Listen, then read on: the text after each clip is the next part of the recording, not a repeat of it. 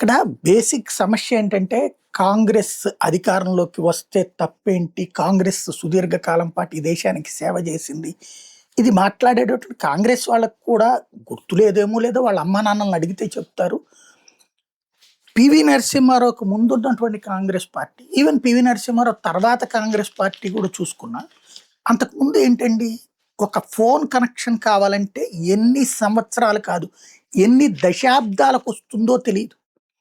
ఒక gas connection కావాలంటే అసాధ్యమైనటువంటి పని. కేవలం రాజకీయ నాయకులకి, లేదంటే బాగా అపరధనవంతులకి మాత్రమే లభించినటువంటి రోజులవి. ఈవెన్ గ్యాస్ బుకింగ్ కూడా నానా తిప్పలు పడ్డటువంటి రోజులు. ఒక బండి కొనుక్కోవాలంటే స్కూటర్లు రెండే 2, ఎల్ఎంఎల్ వెస్పాలు లేదంటే చేతక్కులు. ఈ 2 కంపెనీలకి అది కూడా ఏడాదికి 1,00,000, 2,00,000 మాత్రమే అమ్ముకునేటటువంటి అవకాశం ఇచ్చింది ఆ పార్టీ.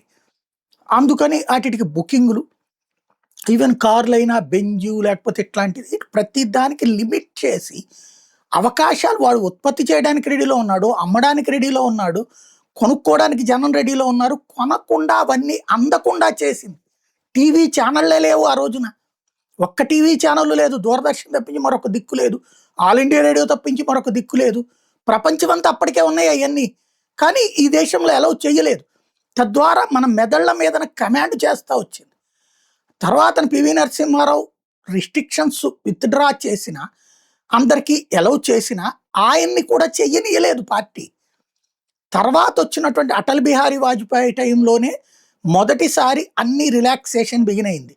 రోడ్లు విస్తృతంగా వేయటం, గ్రామీణ రోడ్లు, హైవేల దగ్గర నుంచి. అలాగే టెలివిజన్, ప్రైవేట్ టీవీ ఛానళ్ళు వచ్చింది అటల్ బిహారీ వాజ్పేయి టైంలో. సెల్ ఫోన్లు 500 రూపాయలకే ఫోన్లు వచ్చింది అటల్ బిహారీ వాజ్పేయి టైంలోనే. అవే ఇవాళ సెల్ ఫోన్లు లాగా మారినటువంటి సందర్భం. ఇలాగ రకరకాల మార్పులు. అట్లాగే మన్మోహన్ సింగ్ ప్రభుత్వం వచ్చింది. ఆ రోజు 2010లో పార్లమెంట్ వేదికగా అందరికీ ఆహారానికి సంబంధించి పేదలకు రేషన్ ఇవ్వాలి. అంతకుముందు రేషను మనం 10 లక్షల మంది పేదలు ఉన్నారంటే 50,000 మందికే ఇస్తారు వాళ్ళు. కడు పేదలు అంటారు. వాస్తవంగా అది పార్టీ కార్యకర్తలు ఇచ్చే వాళ్ళకి తప్పించి ఎవరికి ఇచ్చేవాళ్ళు కాదు.